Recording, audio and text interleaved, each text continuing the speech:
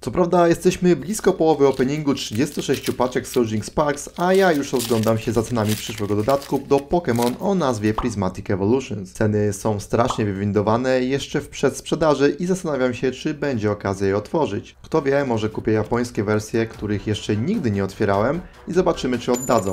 Dajcie znać, co o tym sądzicie w komentarzu, a ja zabieram się za otwieranie kolejnej paczki.